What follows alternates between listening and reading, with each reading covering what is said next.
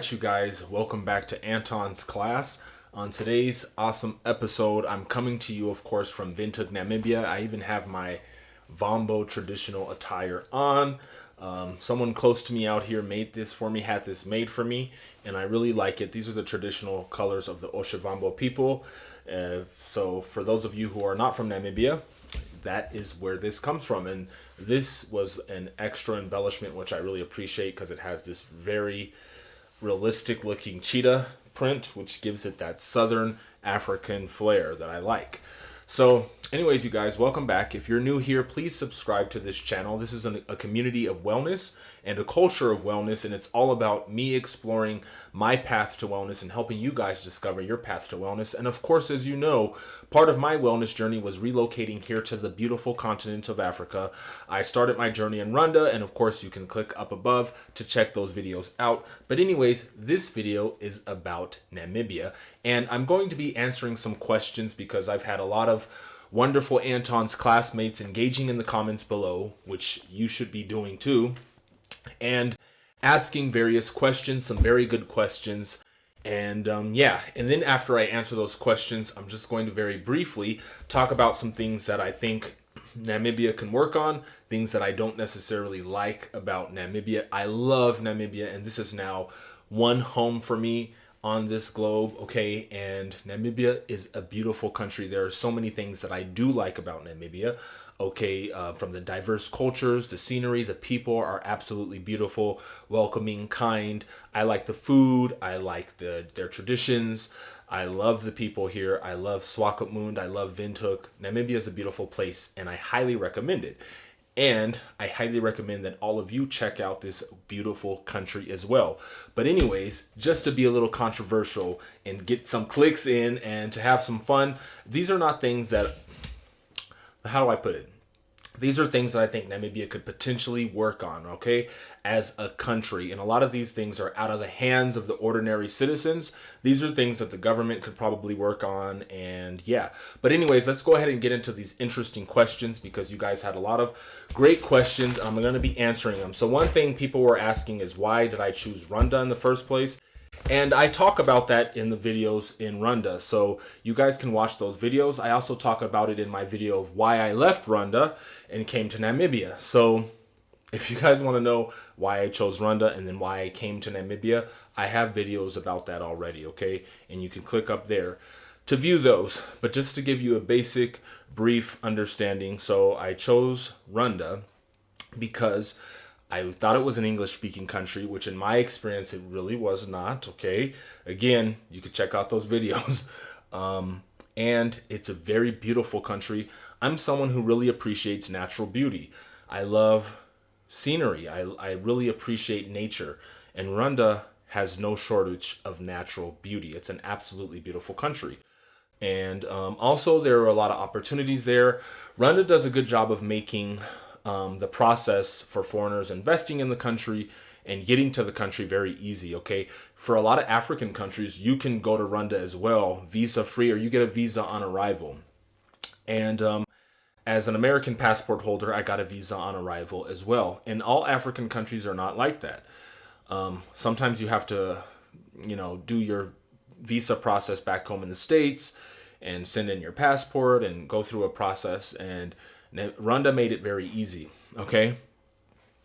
So yeah, that's why I chose Rwanda. Why I came to Namibia, again, there's videos, but I'm just going to give you a brief rundown. Namibia, I came to Namibia and I left Rwanda because Namibia seemed like a better option, okay, for me. It seemed like a better, they're an English-speaking country here. Yes, lots of people speak different languages, which is beautiful, but they all speak English. And I've had no issues whatsoever with language barrier, okay? And I was running into a language barrier in Rwanda, all right?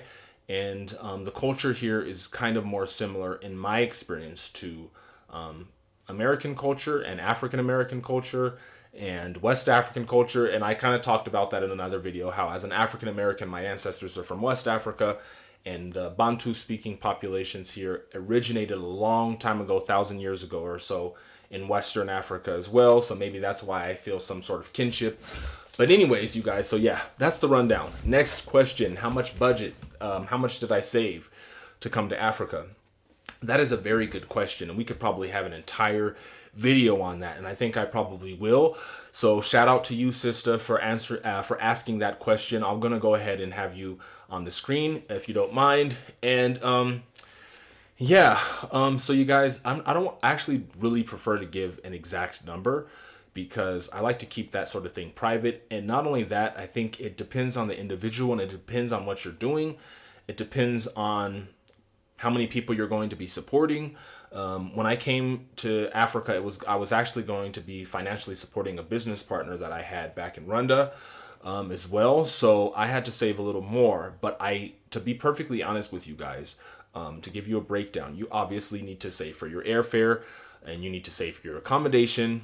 You need to save for food and transportation. Okay, those are the main things. And of course, a little bit of fun and entertainment. But you're not really going there as a tourist. You're going there to move. So the sister who asked that question, you want to make sure you have, again, it depends on how long you're planning to be there without making an income. And I recommend you should be able to financially support yourself for about a year. Okay, let's say even maybe 10 months should be okay. Maybe 8 months. All right, even 8 months, I would say. So let's say 8 to 12 months, you should be able to support yourself financially abroad, because a lot can come up, as you know, the pandemic, different things, finding a job, finding what suits you best, seeing if that country's even for you, right? Because you might get to, say, Rwanda and decide to leave like I did. So maybe even have a little bit extra so you can take a flight from one destination to the next, okay? And that usually does not cost so much within the continent of Africa, okay? I think my flight from Rwanda to Namibia was about 400 and something US dollars. So yeah, and it was through Ethiopian Airlines. So you guys, I would say, I'm going to throw out a ballpark number. So if you're just one person and you're coming out here and you want to support yourself for about 8 months in a country like Namibia, Rwanda's a little more, okay, but kind of similar. But I'm going to say Namibia. Namibia, you probably need about, this is going to be a tough one. Maybe you could probably get by on about 6,000 US dollars. That is primarily because you will be staying in guest houses when you first get to Namibia. However, if you are able to secure an apartment where you're paying your monthly rent, you would be able to cut down on that cost and save. If you're going to be supporting yourself for 8 months, okay?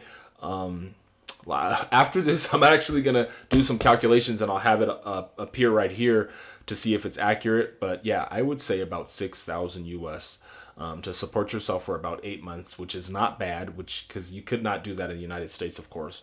Could you manage less than that? Yes, you could. Okay, actually, you could. It depends on your lifestyle. Okay, it depends on what you're planning to do. You can budget and do even less than that. Let's say you want to come out here on about $4,000. Okay, it's possible.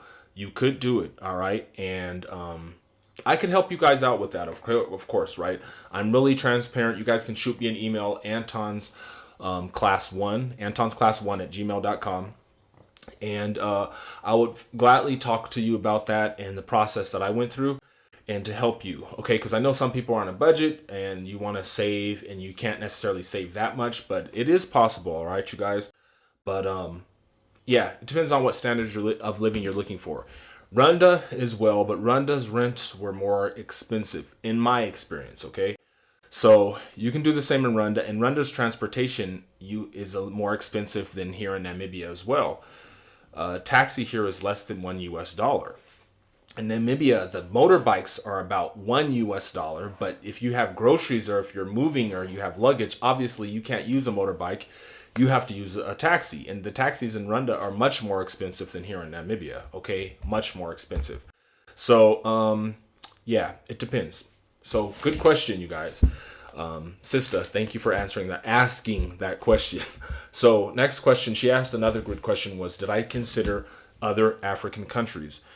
And the answer is yes, I did consider other African countries. All right. That was an entire process that took months. So my brothers and sisters back in the States or in Europe or in the Caribbean, or my Afro-Latinos, whoever you are considering coming to the motherland, which is a beautiful choice. And I'm glad you're considering that. Spend some time considering and weighing your options, okay?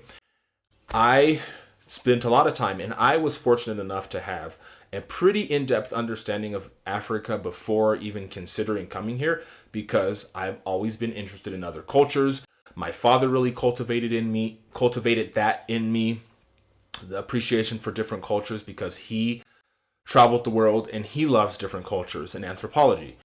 And then I studied anthropology at ASU, and so that helped cultivate that as well. So I was already familiar with Africa in general, okay? Like I knew about Senegal. They speak Wolof mostly, and French, and Fulani. And I knew that in Nigeria it was very diverse, right? And it's majority Muslim and Christian. And they're Yoruba, Hausa, Fulani, Igbo, and Edo people. And, I knew kind of general things about that. I knew about Ghana. And a lot of African Americans consider Ghana. And Ghana was at the top of my list as well, because there's already a large African American presence there. And they speak Tree and Ga and other languages as well, Fanti and stuff like that. And I kind of knew the general geography, and yeah. So yes, I did consider other countries. I considered Tanzania, but shout out to Traveling Sista.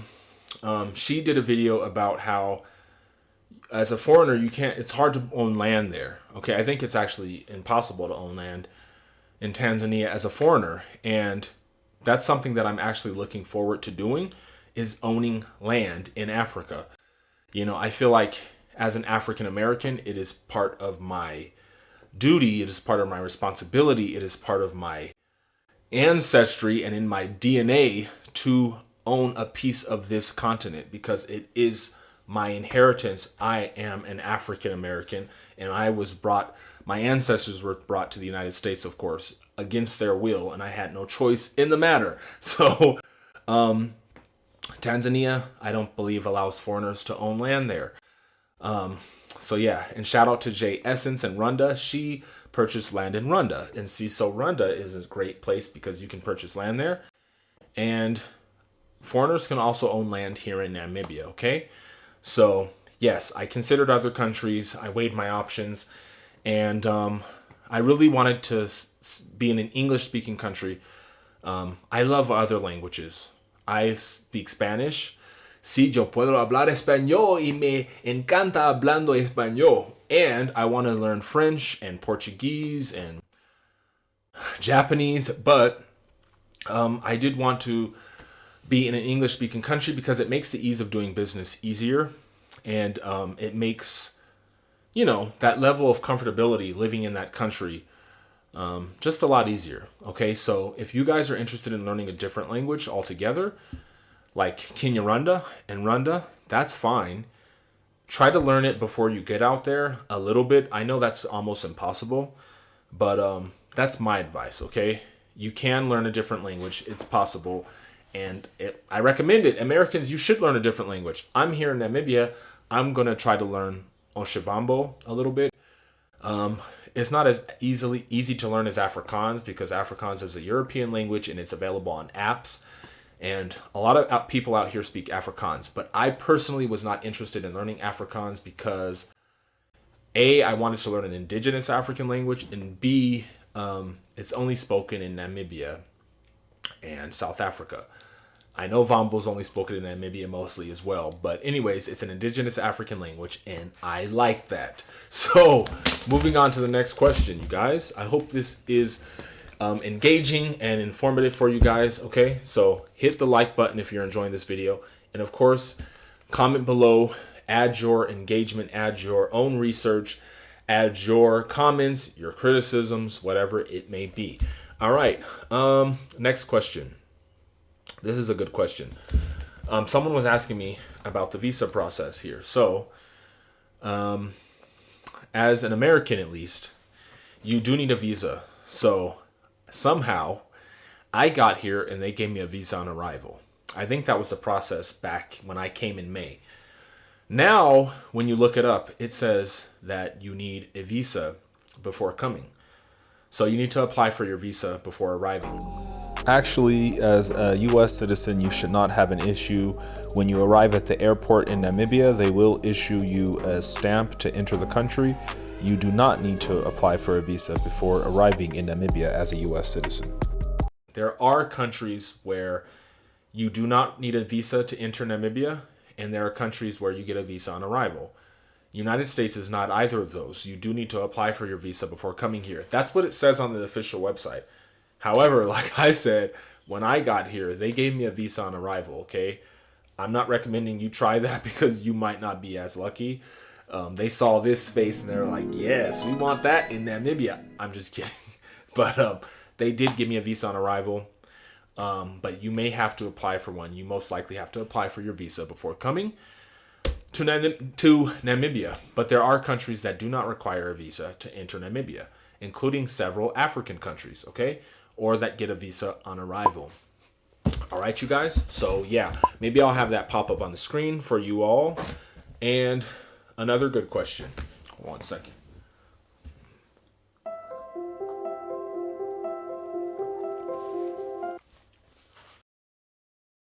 This looks not so good.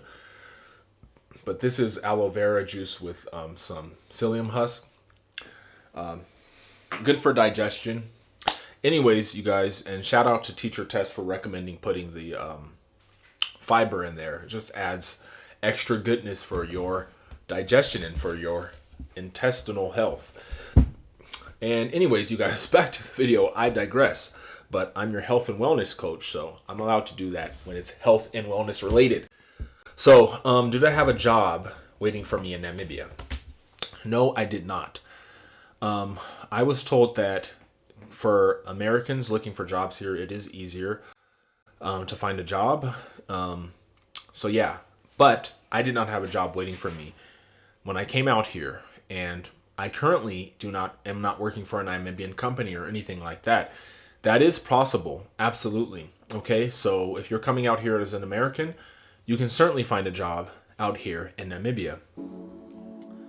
I actually am going to be starting something fantastic and amazing, and it's going to be an opportunity for people to come to Namibia, all right? And I'm going to be offering this service that you do not want to miss out on, and it's going to be taking place during the summer of 2022, okay?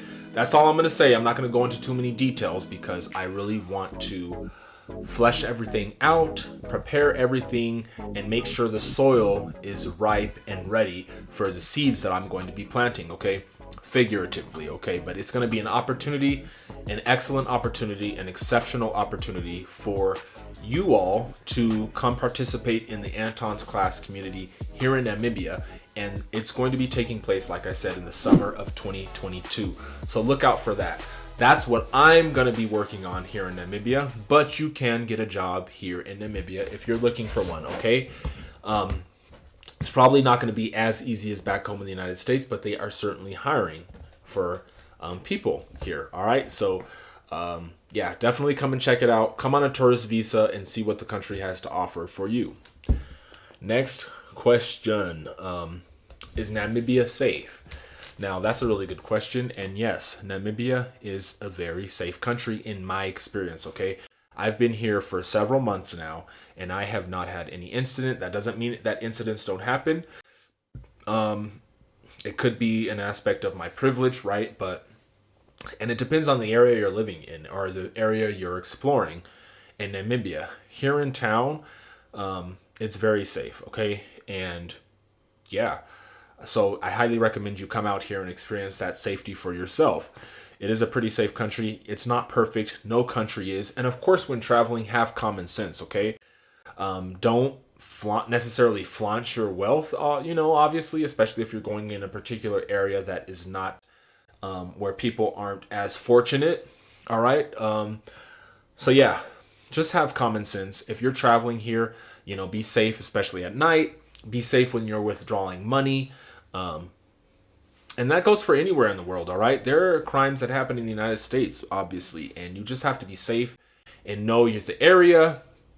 And yeah, but Namibia has been a very safe country.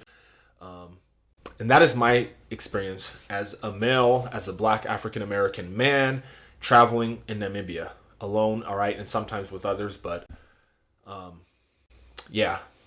So for me, it's been safe, and I think in general it is a safe country. Someone was asking me, is it safe to raise a family here? And I would say yes, okay? I'm going to do a video interviewing someone about schools here who's gone through the schooling process from elementary, primary, secondary, and whatnot. So he will be giving you guys a lot of good insight about that. So look out for that video. All right, you guys, next question. Can you buy land in Namibia? This is also a good question. And I answered it already. Basically, yes, you can buy land, but except for agricultural land, I believe that is government facilitated because they want to make sure that foreigners don't come up and buy up all the land, which is really good because they need to take care of the Namibian people. All right, you guys. So you can buy residential land, I believe, out here in Namibia. So that is an option for you.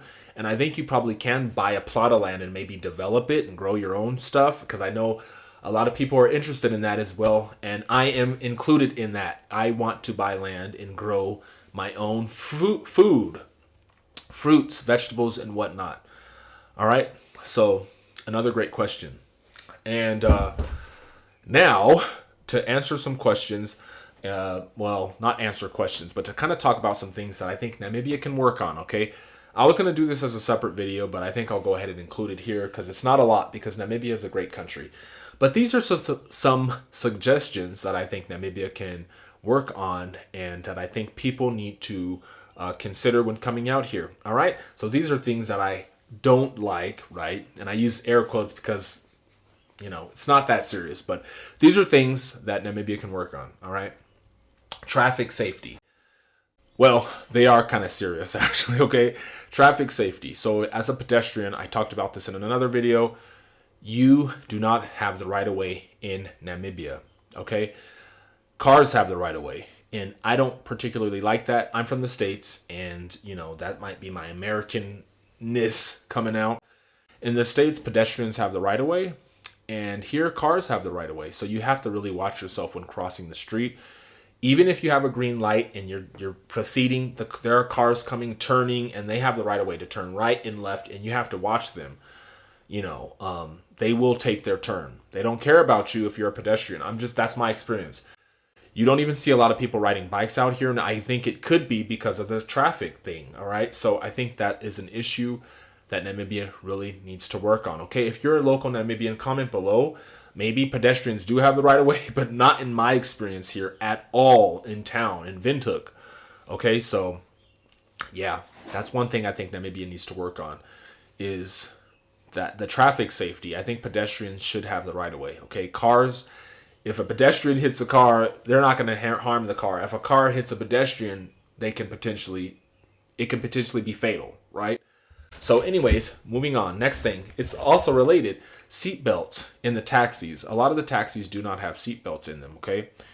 And to me, that's a safety issue, all right? And I'm not saying this to call out you taxi drivers who are watching this video, but that's not really your fault. The government needs to enforce that, okay? I think seatbelts are very important for safety, and I think the taxis should have seatbelts in the back.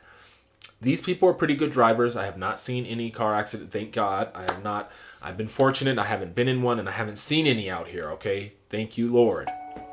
But it's still smart, I think, that they have working seatbelts, and a lot of the taxis out here that I've been in do not have working seatbelts in their vehicles, all right?